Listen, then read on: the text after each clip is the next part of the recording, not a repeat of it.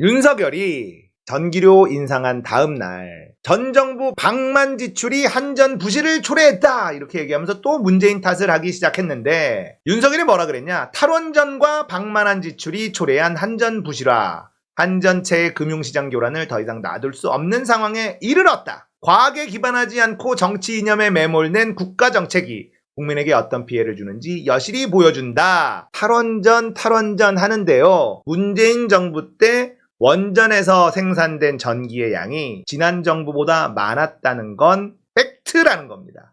탈원전 하지도 않았다. 탈원전 하지도 않았어요. 자기네들이 전기요금 5.3% 올리기로 해놓고 문재인 정부 탓을 합니다. 문재인 때문이다. 그리고 이 얘기를 해요. 우리 정부는 국가재정 기조를 방만재정에서 건전재정 기조로 확실하게 전환했다. 거짓말입니다. 지난 정부에서 국가 채무가 5년 만에 400조 원이 증가해 총 1000조 원을 넘어섰다. 방만한 지출로 감내할 수 없는 빚을 미래 세대에 떠넘기는 것은 미래 세대에 대한 약탈이다. 부동산 문제에 대해서도 지난 정부 5년간 서울 집값이 2배로 폭등했고 집 한 채 가진 사람은 10배 이상의 세금을 감당해야 했다. 반시장 정책은 대규모 전세 사기의 토양이 됐다. 현 정부는 이념적 반시장적 부동산 정책을 정상화했다. 오잉?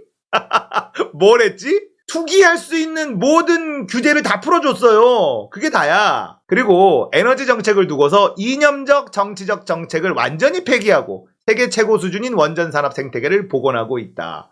네가 미국 가서 도장 찍고 왔잖아. 워싱턴 선언. 우리 원전 수출 이제 못하게 만들었잖아.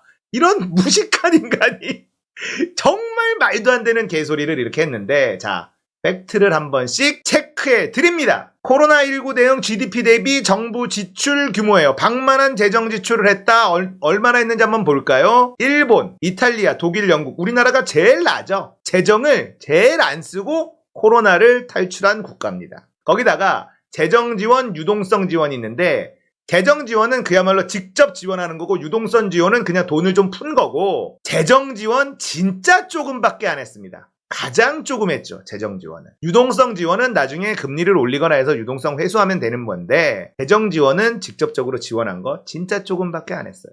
방만한 재정 지출입니까 이게? 코로나 때 전 세계에서 제일 안 썼어. 주요 GDP 대비 재정 적자 비율 한국이 제일 낮습니다. 2020년, 2021년 제일 낮습니다. 다른 나라 대비. 코로나 시국이라는 걸 우리가 또 감안해 본다 하더라도 가장 낮은 재정 적자를 기록했다. 방만한 재정 지출이 아니었다라는 거죠. 자, 그리고 오늘 아침에 김어준의 겸손은 다 뉴스공장에서 최백은 교수님이 나와서 윤석열 정부의 경제 성적표를 공개를 했어요. 2018년, 2019년, 2020년, 21년 1분기들을 쭉 비교했습니다.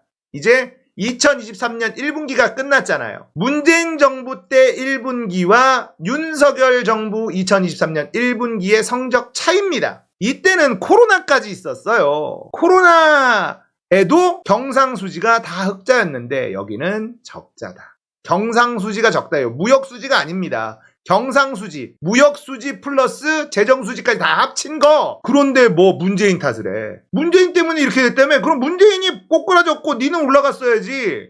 거꾸로죠. 문재인 탓할 필요가 없는 겁니다. 데이터로 보면 돼요. 문제는 너무 빠른 재정수지 적자 증가 속도입니다. 1월에 살짝 흑자를 봤다가 2월에 적자, 3월에 적자가, 재정수지 적자 증가 속도가 엄청나게 빠르게 늘고 있다. 재정수지가 적자다라는 건 방만한 재정을 하고 있는 게 윤석열 정부라는 뜻이에요. 재정적자 문재인 정부 5년 평균보다 큰 폭으로 증가했다. 누가 방만한 재정을 하고 있지? 문재인이 아니라 윤석열 너다 이 말이야.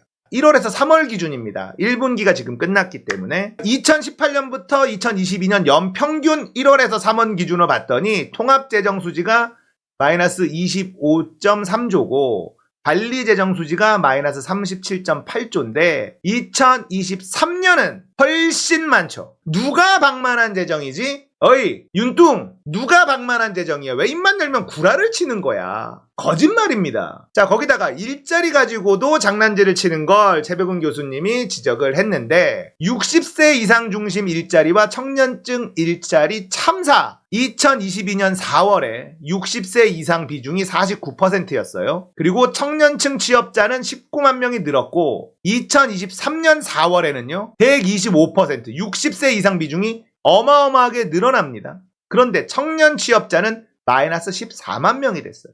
문재인 정부 때 일자리 나쁘지 않다, 취업률 나쁘지 않다라고 할 때 이 조중동이랑 국민의힘이랑 어떤 짓을 했느냐, 어떤 소리를 했습니까? 60세 이상 노인들 일자리 세금으로 다 때려박아서 만든 일자리로 눈속임한다라고 엄청나게 비난했었어요. 기억나시죠? 저거 다 거짓말이다라고 공격했었습니다. 그런 놈들이 이런 데이터가 나왔어요. 청년들은 일자리가 완전히 꼬꾸라졌고 노인들 일자리는 폭증을 해버린 거예요. 그러자 연합뉴스에서 이런 걸 냈어요. 청년 취업자 13만 7천 명 감소, 고령화에 왜곡되는 고용 통계. 자, 자기들이 이거 왜곡이다 이렇게 나섰습니다. 고용 통계에서 고령화 등 인구 변화가 만들어내는 착시 효과가 갈수록 커지고 있다. 연합뉴스가 무슨 대변인이야? 이런 걸 써주고 있게. 청년 취업자 감소의 상당 부분이 해당 연령대 인구 자체가 줄어들면서 나타나는 현상이다. 그러니까 청년 자체가 줄어들고 있기 때문에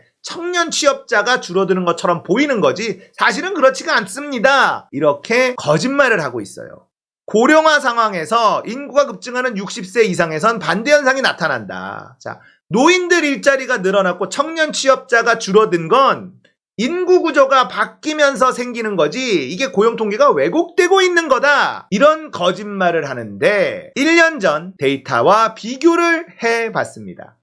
2022년 4월과 2023년 4월을 비교했는데 자, 청년층 인구가 2022년 4월 작년 대비 19만 7천 명이 감소했고요. 2023년 4월 올해 4월은 작년 대비 18만 1천 명이 청년층 인구가 감소했습니다. 그러면 작년에 청년층이 더 많이 감소했어요. 그런데 작년 4월에 청년층 취업자는 18만 6천 명이 증가했습니다. 올해 4월은 13만 7천이 감소했어요. 거짓말이죠. 거짓말이에요. 작년 4월에 청년층 인구가 더 많이 감소했는데 청년층 취업자는 18만 6천 명이 늘어났다고. 거짓말을 그냥 아무렇지도 않게 하고 있는 거죠. 자, 추세입니다. 이게 청년층 고용률이에요. 문재인 정부 마지막 1년과 윤석열 1년을 비교했는데 파란색 그래프, 문재인 정부 마지막 해 청년층 고용률이 그래도 계속 올라가고 있죠. 그리고 윤석열 1년은 계속 내려가고 있습니다. 이직한 청년들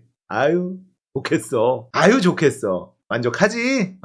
괜찮아. 윤석열 1년 일자리 추이입니다. 자, 여기가 5월이면 이제 임기 시작했을 때죠. 파란색 그래프가 청년층 일자리고요. 노란색이 60세 이상 노인들 일자리인데 청년들 일자리는 점점 줄어들다가 아예 빠져나가기 시작을 하고 노인들 일자리는 점점 올라가기 시작합니다. 문재인 정부 덕분에 문재인 정부가 해놓은 거 좀씩 빨아먹다가 다 까먹고 이제 실력 발이 나오니까 그냥 마이너스로 꼬꾸라지고 있는 게 청년들 일자리라는 거예요. 청년들아, 아우 행복해? 여가부 폐지도 안 했는데 어떡하냐 진짜 니들. 여가부 폐지 안 하고 예산이 더 늘어났어 이것들아. 좋아?